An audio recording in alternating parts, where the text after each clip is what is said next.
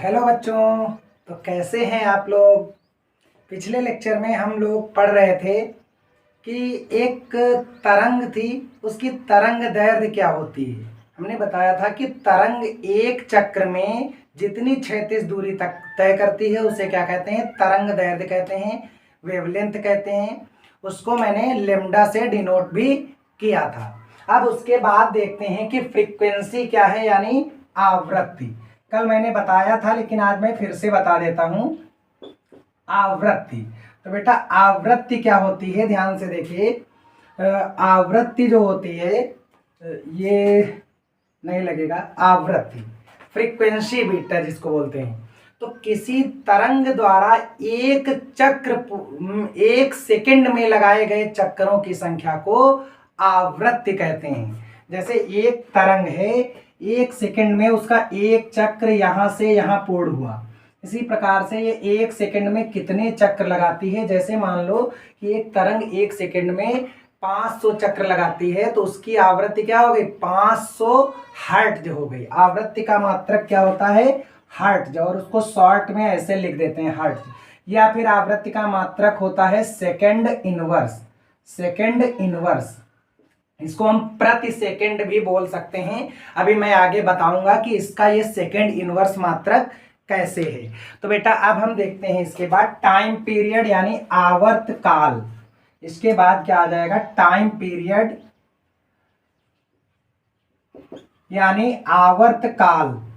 तो आवर्त काल क्या होता है बेटा, कोई भी तरंग एक चक्र पूर्ण करने में जितना समय लेती है, time taken in one cycle is called time period. यानी एक चक्र पूर्ण करने में लिया गया समय आवर्त काल कहलाता है, और इसे कैपिटल टी से व्यक्त करते हैं। काहे से व्यक्त करते हैं, कैपिटल टी से। और ये टाइम पीरियड यानी समय है, तो बेटा समय का मात्रक तो आप सब जानते ही होंगे, क्या होता है, समय का मात्रक होता है सेकंड। समय का मात्रक होता है सेकंड। तो एक चक्र पूर्ण करने में लिए गए समय को आवर्तकाल कहते हैं। तो समझ में आ रहा है। अब इसके बाद हम लोग देखते हैं कि आवृत्ति तथा आवर्त काल में संबंध क्या है। आवृत्ति तथा आवर्त काल में संबंध, relation between frequency and time period. ठीक है, तो बेटा अब इसमें हम देखते हैं।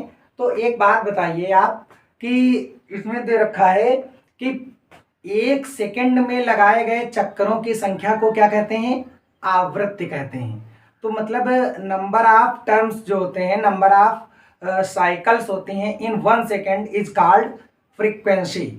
तो यहां से मैं कह सकता हूं कि आवृत्ति जो है, एक चक्र पूर्ण करने में लिया गया समय क्या हो जाएगा। इन चक्र पूर्ण करने में लिए गए समय को हम क्या कहते हैं, आवृत्ति कहते हैं। तो एक चक्र पूर्ण करने में लिए गए समय को क्या कहते हैं, आवर्त काल कहते हैं। तो यहां से ध्यान से देखिए,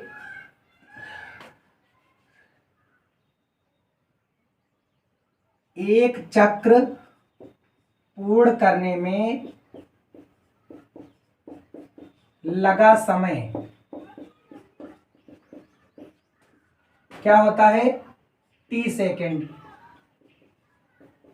अब एक सेकेंड, अब यहां से ध्यान से देखिए, एक सेकेंड में लगाए गए चक्करों की संख्या अगर आ जाए तो एक सेकेंड में लगाए गए चक्करों की संख्या अगर निकाले तो 1/t आ जाएगा कि नहीं। एक सेकेंड में लगाए गए चक्करों की संख्या अगर देखें, एक सेकेंड में लगाए गए चक्करों की संख्या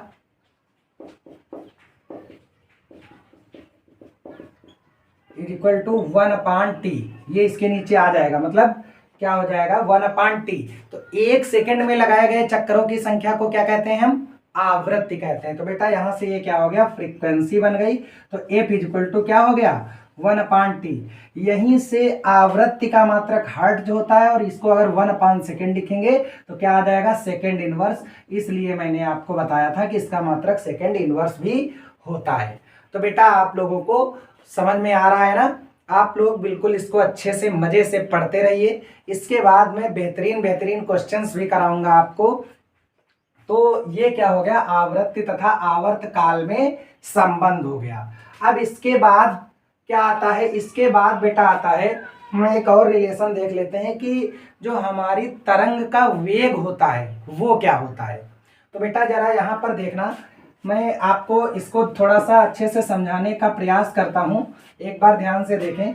अब हम रिलेशन बिटवीन मैं कह सकता हूँ कि लेम्डा एंड टी यानी वेवलेंथ और आवर्त काल में क्या संबंध है। तो यहाँ से एक चीज समझिए बेटा, मैंने आपको बताया कि ये जो है एक चक्र पूर्ण करने में लिए गए समय को आवर्त काल कहते हैं। यानी यहाँ से जो यहाँ तक का समय लगेगा, समय को क्या कहेंगे, टी कहेंगे। और यहां से यहां तक की डिस्टेंस को क्या कहेंगे, लेम्डा कहेंगे।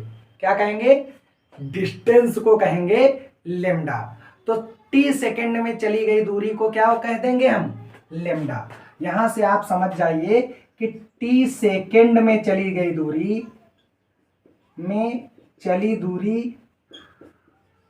यानी distance travelled in T second is equal to lambda, यही तो डिस्टेंस हो गई। अब बोल दूं मैं डिस्टेंस ट्रेवल्ड इन 1 सेकेंड यानी 1 सेकेंड में चली दूरी, 1 सेकेंड में चली दूरी, तो ये क्या हो जाएगी बेटा, लेम्डा अपान टी हो जाएगी। और 1 सेकेंड में चली गई दूरी को क्या कहते हैं, क्या कहते हैं, 1 सेकेंड में चली गई दूरी को चाल कहते हैं। एकांक समय में चली गई दूरी को चाल कहते हैं। तो बेटा इसको क्या कह सकते हैं, velocity v is equal to lambda upon T. तो यहां से आप एक बढ़िया सा रिलेशन निकाल चुके हैं। अगर ये यहाँ नहीं दिखाई दे रहा है तो आप देख ले, 1 सेकेंड में चली गई दूरी को v is equal to lambda upon T कहते हैं। ठीक है बेटा, ठीक है, वैसे तो दिखाई दे रहा था, चलिए कोई बात नहीं है। अब यहां से देखें बेटा, ये हो गया v is equal to lambda upon T. अच्छा 1 अपान टी को हम f भी लिख सकते हैं। यहां से ध्यान से देखिए, 1 अपान टी को अभी हम पीछे आपको पढ़ा के आए हैं कि f भी लिख सकते हैं। 1 अपान टी जो है हमारा क्या है, फ्रीक्वेंसी है। तो यहां से क्या हो जाएगा, v is equal to lambda into F भी हो जाएगा। तो ये भी एक रिलेशन आपका हो गया, जहां v क्या है, अगर हम कह दें यदि v प्रकाश की चाल हो, प्रकाश की चाल हो यानी स्पीड ऑफ लाइट हो,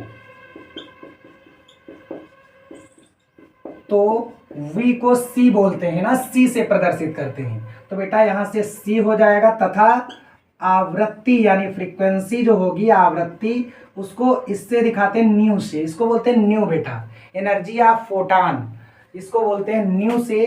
तो क्या हो जाएगा, c is equal to nu lambda, nu lambda, lambda हमारी जो है वेवलेंथ है। तो बेटा एक बात याद रखिएगा, एक महत्वपूर्ण अगर बात मैं करूं, ये एक आप रिलेशन लिख लीजिएगा। अब इनका भी यूज पढ़ने वाला है, ऐसा नहीं है कि ये यूज में नहीं, ये बहुत ही इंपॉर्टेंट है। इससे आपको वो न्यूमेरिकल्स लगेंगे जिनको आप छोड़ देते हैं। अब देखिए ये छोटी सी बात यहां से हो गई। अब इसके बाद हम बताते हैं आपको कि प्रकाश किसी भी माध्यम से किसी भी माध्यम में जाए, एक चीज आप याद रखेंगे कि प्रकाश किसी एक माध्यम से दूसरे माध्यम में जाए तो उसकी स्पीड तो घट सकती है, लेकिन कभी भी उसकी फ्रीक्वेंसी नहीं बदलेगी, उसकी आवृत्ति सेम रहेगी। आवृत्ति बदल ही नहीं सकती, तो आवृत्ति बिल्कुल नहीं बदलेगी। तो इस बात को आप याद रखेंगे। तो मैंने आपको ये कुछ रिलेशंस बताए। अब इसके बाद मैं आपको बताता हूं कि हमारे पास जो दीप्त वस्तुएं होती हैं, यानी जिनको हम ल्यूमिनस ऑब्जेक्ट्स बोलते हैं, वो क्या होती हैं, दीप्त वस्तुएं। दीप्त वस्तुएं बेटा ल्यूमिनस ऑब्जेक्ट्स।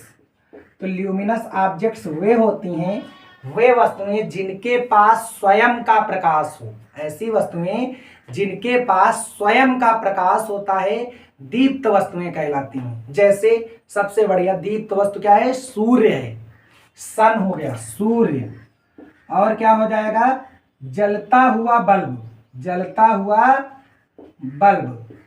क्या आप कह सकते हैं कि चंद्रमा दीप्त वस्तु है, नहीं है, बेटा रात को चमकता है लेकिन वो सूर्य के प्रकाश से ही चमकता है। इसके बाद मैं क्या कर सकता हूँ, जलती हुई मोमबत्ती, जलती हुई मोमबत्ती हो गई आदि, ये सारी क्या है, दीप्त वस्तुएं हैं। इसके बाद आ जाएंगी अदीप्त वस्तुएं। अदीप्त वस्तुएं क्या होती हैं, जिनके पास स्वयं का प्रकाश ना हो। अदीप्त वस्तुएं जिनके पास स्वयं का प्रकाश ना हो और वे दूसरे के प्रकाश की सहायता से चमकती हैं, किसी दूसरे प्रकाश स्रोत की सहायता से चमकती हैं, वो कौन सी वस्तुएं कहलाती हैं, अदीप्त वस्तुएं कहलाती हैं। तो बेटा अदीप्त वस्तुएं कौन कौन सी होती हैं, जैसे लकड़ी हो गई, पत्थर हो गया, और इसी तरीके से कुछ भी लिख लो, लोहा लिख लो, हीरा लिख लो, कुछ भी लिख लो, ऐसी वस्तुएं जो जिनके पास स्वयं का प्रकाश ना हो, अदीप्त वस्तुएं कहलाती हैं।